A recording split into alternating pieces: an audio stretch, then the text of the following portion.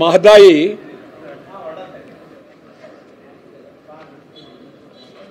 ನಮಗೆ ವಿರುದ್ಧವಾಗಿದೆ. ಕೇಂದ್ರ ಸರ್ಕಾರ ಗೋವಾದ ಪರವಾಗಿದೆ.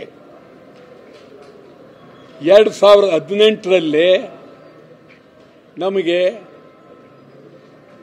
13.42 TMC ನೀರು ಕೊಡಬೇಕು ಅಂತೇಳಿ ಮಹದಾಯಿ ನ್ಯಾಯಮಂಡಳಿ ತೀರ್ಮಾನ ಮಾಡಿದೆ. ನಾವು ಅದಕ್ಕೆ ವ್ಯವಸ್ಥೆಯೆಲ್ಲ ಮಾಡಿಕೊಂಡಿದ್ದೀವಿ. ಈ ಸಂದರ್ಭದಲ್ಲಿ ಕೇಂದ್ರದ ಪರಿಸರ ಮಂತ್ರಿ, ಕೇಂದ್ರ ಸರ್ಕಾರ ಗೋವಾ ಮುಖ್ಯಮಂತ್ರಿಯವರಿಗೆ ಭರವಸೆ ಕೊಟ್ಟಿದ್ದಾರೆ ಅಂತ ಹೇಳಿ ಗೋವಾ ಮುಖ್ಯಮಂತ್ರಿಯವರು ಮಾತನಾಡಿರುವುದು ಇದು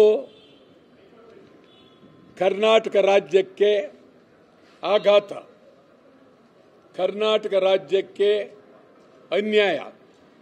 ಬಹಳ ವರ್ಷಗಳ ಹೋರಾಟಕ್ಕೆ ನ್ಯಾಯಮಂಡಳಿ ಕೊಟ್ಟ ತೀರ್ಪನ್ನು ಇವರು ಧಿಕ್ಕರಿಸಿ ಕರ್ನಾಟಕಕ್ಕೆ ಬಹಳ ಮೋಸ ಮಾಡ್ತಾ ಇದ್ದಾರೆ.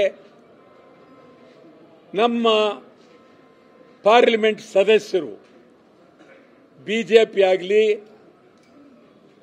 ಕಾಂಗ್ರೆಸ್ ಆಗಲಿ JDS ಆಗಲಿ ಕೂಡಲೇ ಪಾರ್ಲಿಮೆಂಟ್ನಲ್ಲಿ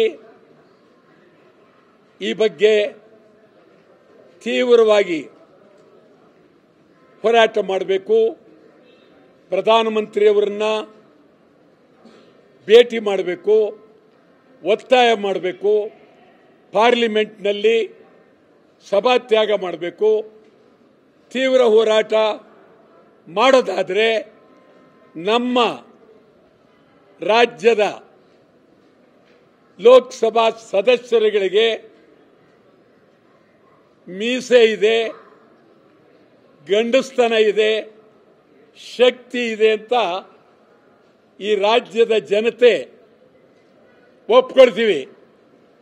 ನೀವು ಈ ಬಗ್ಗೆ ಪಾರ್ಲಿಮೆಂಟ್ನಲ್ಲಿ ಗಲಾಟೆ ಮಾಡದೇ ಇದ್ದರೆ ನಿಮ್ಮನ್ನ ಬೀದಿಯಲ್ಲಿ ಹರಾಜಾಗ್ತೀವಿ, ನಿಮ್ಮ ಮನೆಗಳ ಮುಂದೆ ಹೋರಾಟ ಮಾಡ್ತೀವಿ.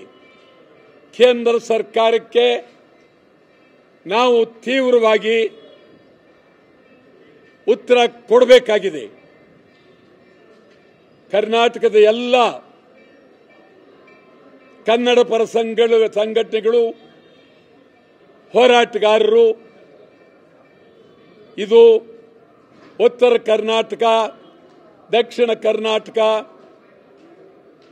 ಕಲ್ಯಾಣ ಕರ್ನಾಟಕ ಅಲ್ಲ, ಅಖಂಡ ಕರ್ನಾಟಕದ ಸಮಗ್ರ ಕನ್ನಡಿಗರಿಗೆ ಮಾಡಿದಂಥ ದ್ರೋಹ. ಈ ಸಂದರ್ಭದಲ್ಲಿ ನಾವು ತೀವ್ರ ಹೋರಾಟ ಮಾಡಬೇಕಾಗಿದೆ. ಕೇಂದ್ರದ ವಿರುದ್ಧ, ಗೋವಾದ ವಿರುದ್ಧ ಎಚ್ಚರಿಕೆ ಕೊಡ್ತೇನೆ. ಕರ್ನಾಟಕ ಬಂದ್ ಅನ್ನು ಕೊಡ್ತೇವೆ, ಕರ್ನಾಟಕ ಬಂದ್ ಅನ್ನು ಮಾಡ್ತೇವೆ.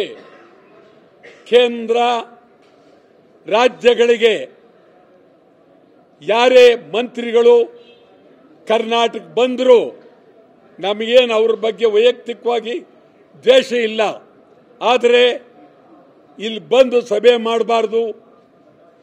ಮತ್ತು ಕರ್ನಾಟಕದ ಮಂತ್ರಿಗಳು ಯಾರಿದ್ದಾರೆ, ಕರ್ನಾಟಕ ಹೋಗಿರ್ತಕ್ಕಂಥವರು, ಅವರು ಕೂಡಲೇ ರಾಜೀನಾಮೆ ಕೊಡಬೇಕು.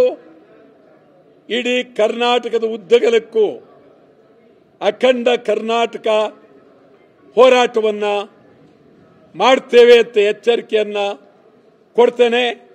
ಇದು ಬಹಳ ಗಂಭೀರವಾದಂಥ ವಿಚಾರ. ಯಾವುದೇ ಕಾರಣಕ್ಕೂ ಮಹದಾಯಿ ನ್ಯಾಯಮಂಡಳಿಯ ತೀರ್ಪನ್ನು ನಾವು ಕೇಂದ್ರ ಸರ್ಕಾರವನ್ನು ಒಪ್ಪಲೇಬೇಕು ಅಂತ ಹೇಳಿ ಒತ್ತಾಯ ಮಾಡ್ತಾ ಇದ್ದೇವೆ. ಇಡೀ ರಾಜ್ಯದ ಸಮಗ್ರ ಕನ್ನಡ ಪರ ಸಂಘಟನೆಗಳು, ಕನ್ನಡಿಗರು, ಹೋರಾಟಗಾರರು ಎಲ್ಲರೂ ಒಮ್ಮತದಲ್ಲಿ ನಿಂತು ತೀವ್ರವಾದ ಹೋರಾಟವನ್ನು ಮಾಡಬೇಕಾಗಿದೆ.